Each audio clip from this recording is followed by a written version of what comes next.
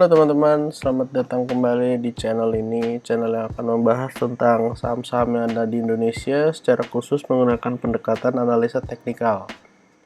Pada kesempatan hari ini kita akan membahas tentang IHSG yang sudah sangat bagus pergerakannya, dan juga ada 4 saham lainnya yang akan kita coba lihat. Siapa tahu saham-saham ini dapat menarik untuk diperhatikan di esok hari.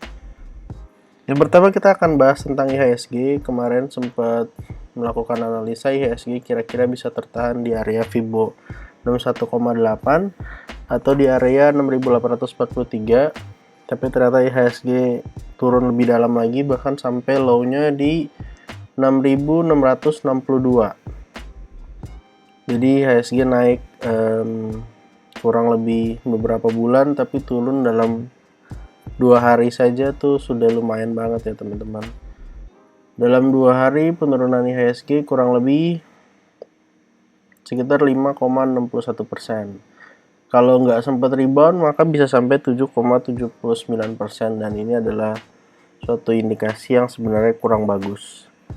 Tapi ketika IHSG bisa bertahan di area Fibo 78,6, kita harapkan saja IHSG bisa melanjutkan kenaikannya dan menutup area gap yang ada di atas.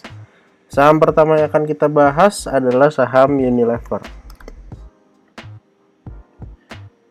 Saham-saham di sektor consumer pada umumnya kalau IHSG tertekan akan menjadi salah satu penopang bursa. Kalau kita lihat saham Unilever secara garis besar memang masih downtrend parah, terus mengalami penurunan yang signifikan. Bahkan dari tahun 2020 juga terus mengalami penurunan. Setelah COVID sempat rebound, tapi akhirnya melanjutkan penurunan dan membuat low yang lebih rendah daripada area COVID. Tetapi kalau kita coba analisa pergerakannya dalam sekitar beberapa bulan terakhir, kita bisa lihat kalau kita tarik trend line dari sini sampai ke sini, maka IHSG sudah berhasil nge-breakout downtrend line-nya ya, secara time frame yang lebih kecil. Sehingga bisa dikatakan bahwa Unilever ada potensi untuk uptrend dalam short term-nya.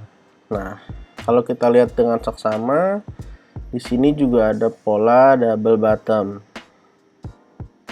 Double bottom adalah salah satu pola uptrend yang bisa menunjukkan ke kita bahwa saham Unilever ini bisa jadi akan terus melanjutkan kenaikannya dan berhenti untuk downtrend. Ini adalah bottom yang pertama, dan ini adalah bottom yang kedua. Kemarin sempat retest area support, area neckline-nya di sekitar 3770, dan setelah itu melanjutkan kenaikan untuk menyelesaikan kenaikan dari pola double bottom-nya. Kalau kita tarik dari bawah sini sampai atas, sampai area neckline-nya, dan kita drop di sampingnya, maka seharusnya kenaikannya sudah capai target ya. Ya, bahkan kenaikannya lebih. Breakout dari area resisten yang ada di 4340. Nah, kalau misalnya besok-besok saham Unilever koreksi, area supportnya di mana sih? Kita bisa coba lihat area supportnya berada di kisaran 4230 sampai 4180. Jadi kalau besok ada koreksi ke area sini, kita bisa coba cicil beli dekat-dekat area support. Area supportnya tadi di 4240 sampai 4180. Ini support satunya.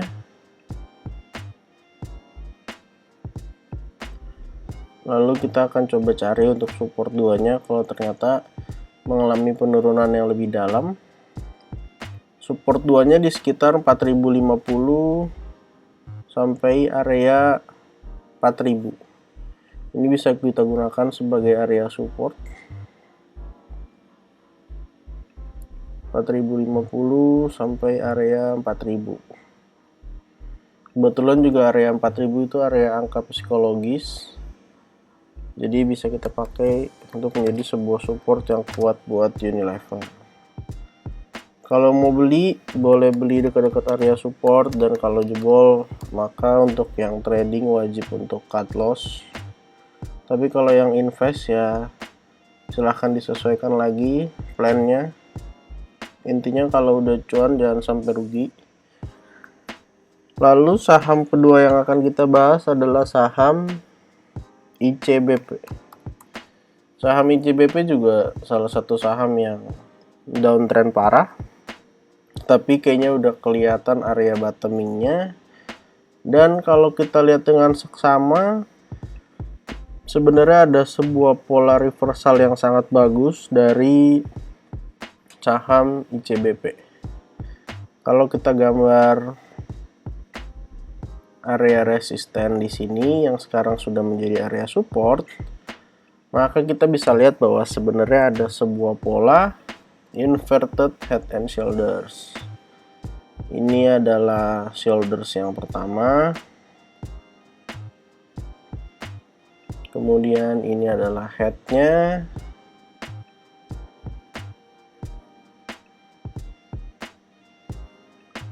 lalu ini adalah shoulders yang kedua. Shoulders yang keduanya kebetulan pendek banget, dalam waktu 2 hari selesai dan langsung melanjutkan kenaikan dari saham ICBP. Kalau kita lihat target kenaikannya, sebenarnya saham ICBP ini belum menyentuh targetnya, masih bisa naik lagi. Sampai ke area sekitar area 8.200. Jadi kalau misalnya besok saham ICBP ini koreksi sampai ke area 7.600 sampai 7.550, maka saham ICBP ini layak untuk dikoreksi.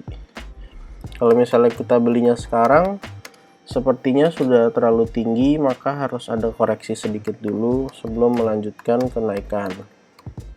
Tapi balik lagi, disesuaikan dengan trading plan masing-masing. Kalau yang trading, usahakan beli di dekat area support dan jual di dekat area resisten. Kalau kita lihat juga saham ICBP hari ini volumenya luar biasa besar. Jadi kalau misalnya besok dia langsung sentuh ke targetnya, maka boleh kita cari area-area koreksi yang bisa kita manfaatkan untuk buy on weakness. Saham yang ketiga yang akan kita lihat adalah saham S Hardware, salah satu saham dari sektor consumer juga. Ya, ini ada trendline yang tadi saya coba gambar dan memang masih downtrend juga, tapi kelihatan udah ada di area bottomingnya. Kalau kita lihat, ini bisa jadi ada pola double bottom, tapi tentu double bottomnya harus dikonfirmasi dengan breakout dulu ya teman-teman, sehingga sebelum breakout kita tidak bisa menyatakan ini double bottom atau bukan. Ini ada area neckline. Untuk gambar double bottomnya kurang lebih seperti ini.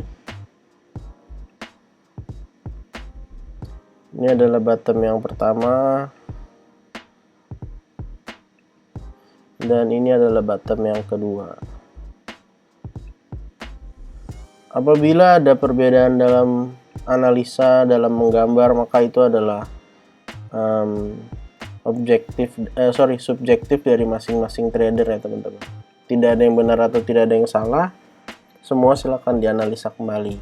Dan kalau kita lihat sebenarnya saham ACES ini posisinya ada di area support. Supportnya itu ada di sekitar area 990 sampai 960.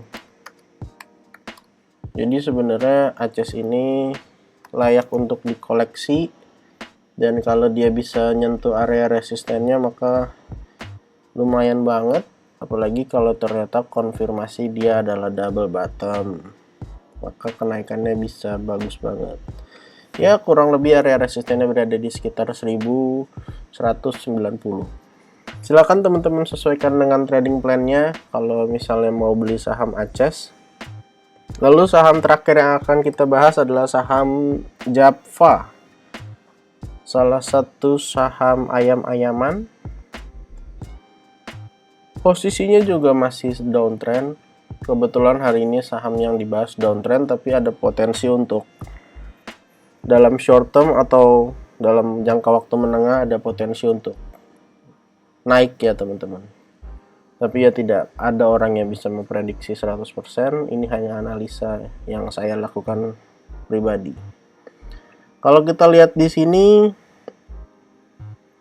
secara kasat mata ada pola double bottom juga kalau dia berhasil breakout area 1480. Makanya besok kalau misalnya dia breakout ya boleh dipantau, layak untuk dijadikan koleksi juga. Untuk area supportnya berada di 1375. Support area 1375 sampai 1360. Kalau jebol low-nya bisa coba dibuang dulu, nanti bisa cari lagi area support berikutnya. Untuk resistennya ada di neckline di 1480. Dan kalau misalnya berhasil breakout dan terkonfirmasi double bottom, maka coba kita ukur kenaikannya kira-kira bisa sampai ke berapa. Kita pindahin ke sini kalau dia berhasil breakout. Lumayan kalau misalnya dia berhasil breakout, ada kenaikan bisa sampai di area 1625. Kenaikannya kurang lebih berapa persen nih, coba kita ukur. Bisa naik sekitar 9,93%. Tapi balik lagi tidak ada yang bisa menjamin saham Japfa besok akan breakout dan langsung menuju area target. Tetapi kalau kita analisa gambarnya kurang lebih seperti ini. Terima kasih untuk teman-teman yang sudah mendengarkan video ini sampai akhir. Kalau punya saran, kritik, ataupun saham-saham yang mau dibahas, silahkan tuliskan di kolom komentar. Jangan lupa juga untuk support channel ini dengan cara like, comment, share, dan juga subscribe. Karena support dari teman-teman sangat membantu untuk saya membuat video ini setiap harinya. Jangan lupa juga untuk follow akun TikTok di @richarddarmawan, karena di sana kedepannya saya juga akan membahas saham-saham yang kiranya menarik untuk kita perhatikan bersama. Saya juga mengucapkan disclaimer on untuk semua nama saham yang saya sebutkan di video ini. Tidak ada ajakan menjual atau membeli. Saham-saham yang saya bahas hanya untuk analisa pribadi, sekaligus juga saya share. Siapa tahu ini dapat bermanfaat untuk kita semua. Terima kasih, sampai jumpa di video berikutnya.